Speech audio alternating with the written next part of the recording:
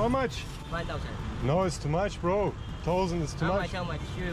I give you 200. Hindi, 500. No, I can give you 500. 200. You say 250. Turn around. No, I wanted to marketplace. You don't understand me. You don't understand me, right? Ang TikTok video na ito ng paniningil ng isang tricycle driver sa naisakay niyang turista sa Maynila umabot na sa 4.1 million views. Ang tawaran, nagtuloy pa hanggang makababa ang turista. 200, okay. 250. 200. 250. 250. No, I say 200. 250. Nang mag-abot na ng bayad, di naman sapat ang panukli ng driver. You have change? Yeah. Oh, you give. Oh, what is this, bro? 150. I got. What? Give. No, this. 150 my tip. You have paper money. My tip. Paper money. Wait. I go change the money. Umani ito ng batikos mula sa netizen pero dumipensa ang tricycle driver. Di po yun talaga. Parang may cut puro sa video na yun. How much? Anya, ang turista ang nag-alok ng 1,000 pesos na pamasahe. Pero dahil alam daw niyang sobra ito, siningil niya ng 500. Sino yung nag-alok ng 1,000? Yung Amerikano po nag-alok ng ng 1,000 noon hanggang nagbababa po ng 500. Tapos pagbaba niya po, 250 na lang po yung usapan namin talaga noon. Talaga 250 lang po.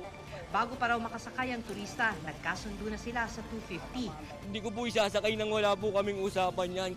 Ang tawaran sa video, inakala niya raw na biruan lang at hindi content tungkol sa mga scam. Nasasaktan na ako dahil nasasaktan yung mga pamilya ko eh.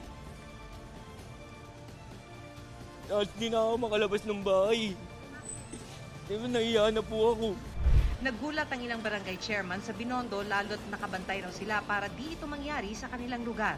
Bagamat may police detachment malapit sa binabaan ng turista, hindi raw ito nag-report. Pinopromote namin Binondo para bumalik yung sigla ng Binondo. Safe talaga dito.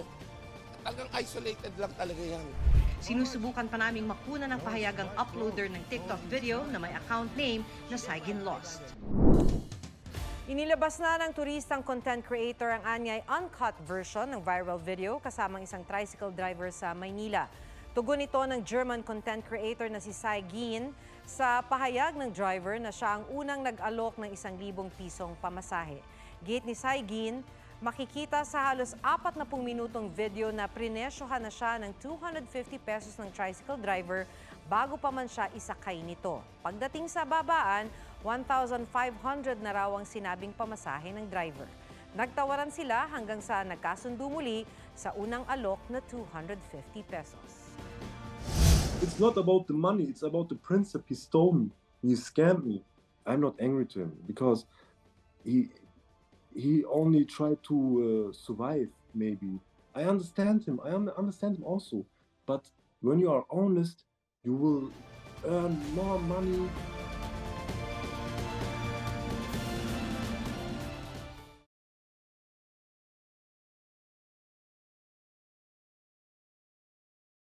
Mga kapuso, alamin ang State of the Nation.